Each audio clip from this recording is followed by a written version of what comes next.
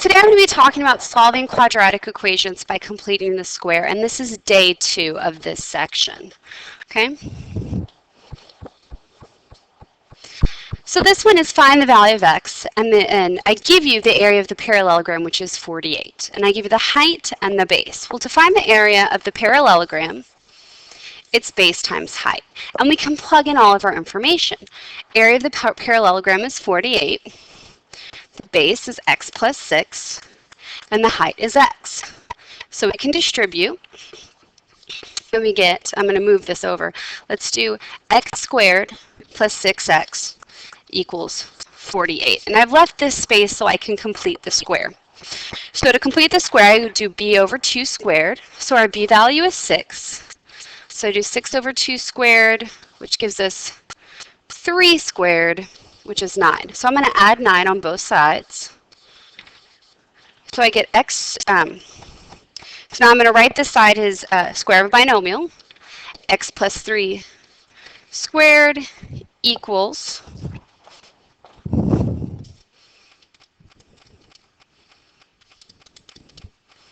57. Now what we can do is square root both sides.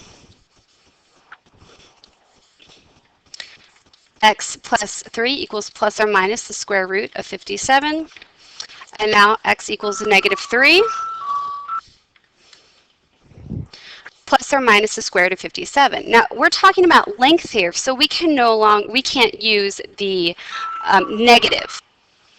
We can't use the negative 57, so we're going to do negative 3 plus the square root of 57, and we get x equals negative 3 plus the square root of 57, which is about 4.5. Okay? Let's do our next one. This one is we're going to write the quadratic function in vertex form. And if we remember, vertex form is the f of x equals a times x minus h squared plus k. So we have to get that into vertex form. So what we're going to do is we're going to use completing the square to put this into vertex form. Now, to complete the square, we have to get the a and the b by itself. So I'm going to add the 1. Now, we're going to keep the g of x over here. We're just going to do the g of x plus 1 equals x squared minus 4x. So now we're going to complete the square. Okay, so we have a negative 4 over 2 squared, which gives us negative 2 squared, which gives us 4. So we're going to add 4 to both sides. So now we have the g of x plus 5 equals, and we can write this as a binomial, x minus 2 squared. And now we're going to subtract the 5 to get the g of x by itself again. And so we have x minus 2 squared minus 5. And our vertex for this is going to be 2 comma negative 5. So we use completing the square to put this into vertex form. Let's do another one of these. So now we're going to subtract the 90. And we have x squared plus 20x. Okay, so now we're going to complete the square. We're going to do 20 over 2 squared, which gives us 10 squared, which gives us 100. So we're going to add 100 to both sides. So now we have the h of x plus 10 equals x plus 10 squared. Subtract the 10, and now we have h of x equals x plus 10 squared minus 10, and our vertex for this is negative 10, 10. All right, so that's completing the square to put it into vertex form, and now we can find our vertex very easily if we wanted to graph the parabola. All right, up next, a little bit more practice. Okay, so once again, we're going to add the 16. So we have f of x plus 16 equals x squared plus 6x. Complete the square. 6 divided by 2 squared equals 3 squared, which is 9. We're going to add 9 to both sides. So we now have the f of x plus 25 is equal to x plus 3 squared.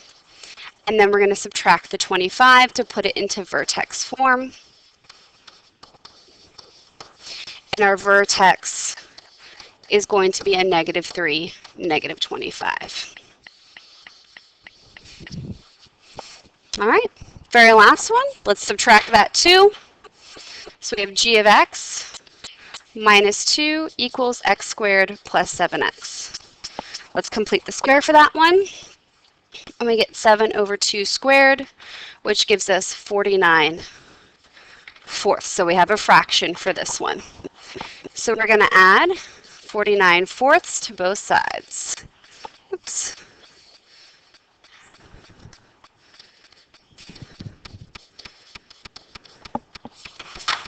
All right, and we're going to do -2 plus 49 fourths, and that's going to give us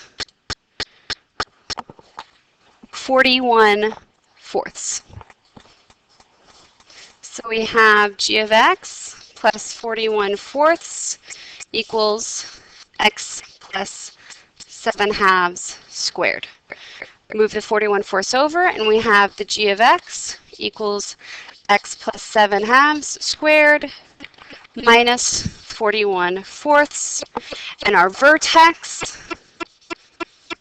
is going to be a -7 halves, comma, -41 fourths. All right. Now our very last one is we're going to use the same method to solve a word problem. Okay, it says the height y in feet of a baseball t in seconds after it is hit can be modeled by the function y equals -16t squared plus 96t plus 3. And we're going to find the maximum height of the baseball. And then we're going to find how long the ball takes to hit the ground. Now, if we're finding the maximum, okay, if the leading coefficient is a negative, our parabola is going to look like this. And to find the maximum, remember it is the y value of the vertex. Okay, so when the ball is hit, the maximum point is the y value of the vertex. So what we can do is we can take this equation and use completing the square to write it into vertex form like we've been doing before. So let's do that. We have y equals a -16t squared plus 96t plus 3. Now, when we complete the square, remember we have to have a leading coefficient of 1. So everything, including the y, is going to be divided by a -16. So we now have y over a -16 equals t squared, 96 divided by -16, which is a -6t minus 3/16. Okay, so now what we're going to do is we're going to add that 3/16. So now we have y over -16 plus 3/16 equals t squared minus 16. Okay, so we've got the a and the b by itself, and our leading coefficient is 1. So now what we're going to do is we're going to complete our square.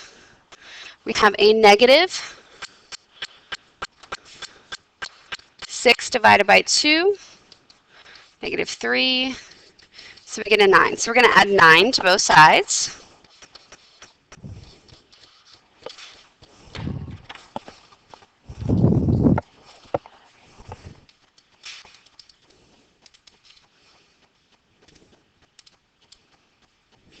Okay, so when we add 3/16 plus 9, we have to write down y over -16. We are going to get 147/16 equals t minus 3 squared. We're going to subtract the 147/16, so we have y over -16 equals t minus 3 squared minus 147/16. Now, we still have a y over negative 16. To get rid of a fraction, we multiply everything by a negative 16. So what we're going to get is y equals a negative 16 t minus 3 squared equals plus 147. Now, our vertex, that means our vertex for this is 3, 147. And so our maximum is 147 feet. So that's our first answer. So if we have a problem like this, we put it into vertex form, find the y value of our vertex. Now the second piece says, how long does the baseball take to hit the ground? So to hit the ground, that means y is at 0, okay? Y is at 0. So we can solve that. I'm going to do that over here. So we can say 0 is equal to negative 16 t minus 3 squared plus 147. And we can solve. We can subtract the 147 equals negative 16 t minus 3 squared. Divide by negative 16, so we get a 147 divided by 16 equals t minus 3 squared. We can now square root both sides, plus or minus. So t minus 3 equals plus or minus the square root of 147 over 4.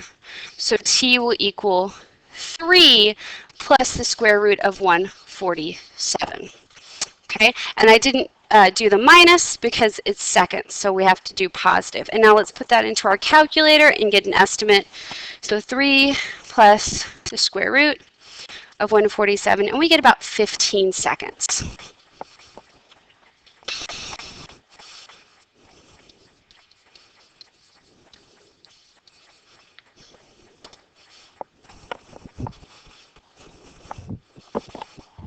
All right.